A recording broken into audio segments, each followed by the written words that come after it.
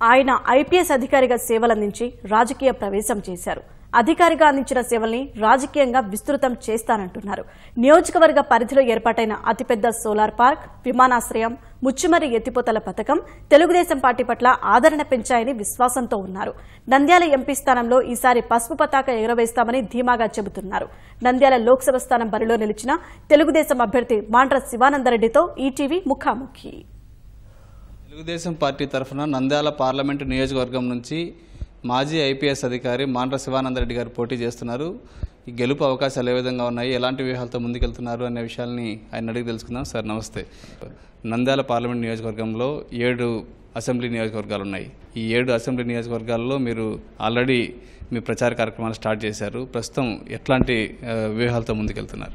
ఈ ఎలక్షన్స్లో మా ముఖ్యమంత్రి గారు ప్రధానంగా ఈ 4.5 సంవత్సరాల్లో చేపట్టినటువంటి సంక్షేమ పథకాలు, అదేవిధంగా అభివృద్ధి పథకాలు ముందరికి తీసుకెళ్ళి ఇవే మా గెలుపుకు బాట ఏర్పాటు చేస్తున్నాము. ప్రత్యేకంగా ఈ నంద్యాల ప్రాంతంలో ఓరకల్ ఏరియాలో ఇండస్ట్రియల్ హబ్ ఏర్పాటుకు మన ముఖ్యమంత్రి గారు కృషి చేస్తున్నారు. ఆల్రెడీ సోలార్ పవర్ దగ్గర 1000 మెగావాట్లు ఇక్కడనే ఉత్పత్తి కూడా ప్రారంభం అయ్యింది. ఎక్కువ ఈ పార్లమెంట్ సంబంధించింది ఎక్కువ రైతులు ఉన్నారు కాబట్టి రైతులకు సంబంధించినటువంటిది సాగునీరు విషయంలో కూడా మన ముఖ్యమంత్రి గారు ప్రత్యేకంగా శ్రద్ధ చూపించడం జరిగింది. ముచ్చుమర్రి ఎత్తిపోతల పథకము త్వరగా కంప్లీట్ చేసి కేసీ కెనాల్ రైతాంగాన్ని ఆదుకోవడం జరిగింది. ఓరకల్ ఏరియాలో విమానాశ్రయం కూడా ముఖ్యమంత్రి గారు ప్రారంభోత్సవం చేయడం జరిగింది. చకచక పనులు మొదలుపెట్టి వితిన్ 2 years లోపల కంప్లీట్ చేయడం జరిగింది. మౌలిక సదుపాయాలు ఎప్పుడైతే వస్తావో ఇండస్ట్రీస్, పరిశ్రమలు, పెట్టుబడిదారులు ఆటోమేటిక్గా వాళ్ళంతగా వాళ్ళే ఈ ఏరియాకి వస్తారని. ప్రజల్లోకి వెళ్తున్నారు, ప్రచారంలో పాల్గొంటున్నారు. ఎట్లాంటి సమస్యలు మీ దృష్టికి వస్తున్నాయి? ఉద్యోగ అవకాశాల గురించి మాట్లాడడం జరుగుతుంది.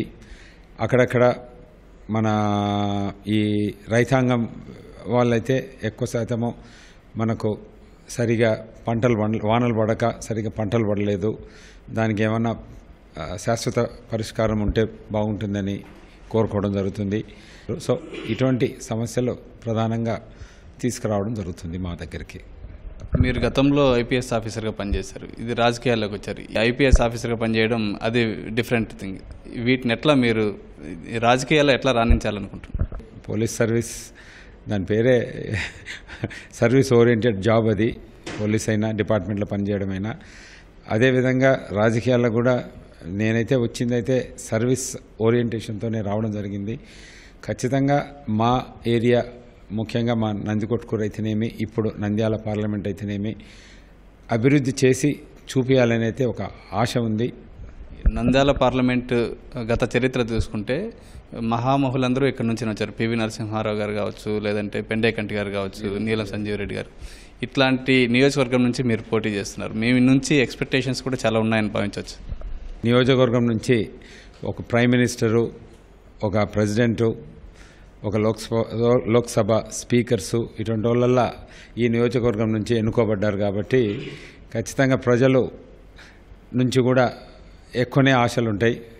ఖచ్చితంగా ఆ పదవులు వచ్చినా రాకున్నా నా వంతు కృషి చేసి అప్పట్లో ఎంతవరకు జరిగాయో దాంట్లో కనీసం 80% అన్న అభివృద్ధి సాధించగలుగుతానని నమ్మకం అయితే ఉన్నది.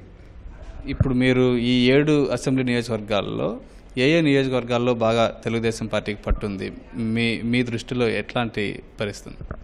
అపోజిషన్ నాయకులు ఎప్పుడైతే వాళ్లకు నమ్మకం లేదో వాళ్ళు ఏదో తప్పుడు సర్వేలు చేసుకుంటూ ప్రచారం చేస్తుంటారు. మాకు ఈ ఏరియాలో బాగుంది, ఆ ఏరియాలో బాగుంది. బట్ నాకున్న నమ్మకం అయితే మనం తెలుగుదేశం పార్టీ ఈ 5 సంవత్సరాల్లో, గత 5 సంవత్సరాల చేపట్టినటువంటి సంక్షేమ పథకాలు పేదరికంపై ఒక గెలుపు సాధించగలుగుతారనే ఉద్దేశంతో ముఖ్యమంత్రి గారు ఈ సంక్షేమ పథకాలు, ఇటువంటి డెవలప్మెంట్ అభివృద్ధి పథకాలు చేపట్టడం జరుగుతుంది. ఖచ్చితంగా మంచి మెజారిటీతో ఆల్మోస్ట్ అన్ని నియోజకవర్గాల్లో గెలవగలుగుతామని నాకు పూర్తిగా నమ్మకం ఉంది. ఇప్పుడు మీ ప్రత్యర్థి పోచ బ్రహ్మానందరెడ్డి గారు వైఎస్ఆర్ కాంగ్రెస్ పార్టీ అభ్యర్థి, ఆయన నుంచి మీకు ఎట్లాంటి పోటీ ఉంటుందని భావించవచ్చు?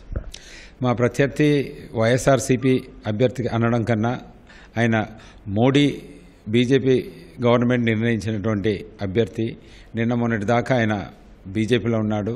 జస్ట్ 3 days ముందర కండవ మార్చేసి వైఎస్ఆర్సీపీ అభ్యర్థిగా నిర్ణయించినారు. So basically Jaganmohan Reddy almost Modi చేతిలో ఒక కీలుబొమ్మ అవ్వడం జరిగింది. సో ఆయన ఇట్లా ఆడమంటే అట్లా ఆడే పరిస్థితి వచ్చింది. ప్రజలంతా గమనిస్తున్నారు. సో రాబోయే ఎలక్షన్లో జగన్మోహన్ రెడ్డిని ఓడించడం అయితే ఖాయము ఇక్కడే నంద్యాల ప్రజలు. అదేవిధంగా నాకున్నటువంటి మెయిన్ బలం ఏమంటే మా ముఖ్యమంత్రి గారే. ఎందుకంటే ఆయనకున్నది 15 years as chief minister experience. అదే జగన్మోహన్ రెడ్డికి చూస్తే 0 ఎక్స్పీరియన్స్ పరిపాలనలో. అదేవిధంగా ఆయనది ఒకటే ఆశయము, అది సీఎం కుర్చీలో కూర్చోవడము, పదవి వ్యామోహం తప్ప అధికార దాహం తప్ప ఇంకా అవతల ఉన్న పార్టీకి ఇంకా ఏమీ చెప్పుకోవడానికైతే ఏమీ లేవు. ల్యాండ్ పూలింగ్ ద్వారా దగ్గర 35,000 ఎకరాలు రైతాంగము రాజధాని కోసం ఇచ్చినారంటే అది ఒక మన ముఖ్యమంత్రి మీద ఉన్నటువంటి కాన్ఫిడెన్స్. ఆ లెవెల్ ఆఫ్ కాన్ఫిడెన్స్ సాధారణంగా ఈ రోజుల్లో ఏ ముఖ్యమంత్రి పైన కూడా లేదు భారతదేశంలో. ఇంతవరకు అయితే నదుల అనుసంధానం చేసిన దాఖలాలు అయితే భారతదేశంలో ఎక్కడ లేవు. ద ఫస్ట్ పర్సన్ అది చేపట్టిన వ్యక్తి మన ముఖ్యమంత్రి గారే, నారా చంద్రబాబు నాయుడు గారు. సార్, ఫైనల్గా మీ గెలుపు గురించి ఏం చెప్తారు? మాకైతే more than 200% we are sure that we will win. మా గెలుపు అయితే ఖాయము. ఆల్మోస్ట్ నేను అనుకోవడము 25 లోక్సభ స్థానాల్లో 25 లోక్సభ స్థానాలు తెలుగుదేశం పార్టీ ఖచ్చితంగా గెలుస్తుంది.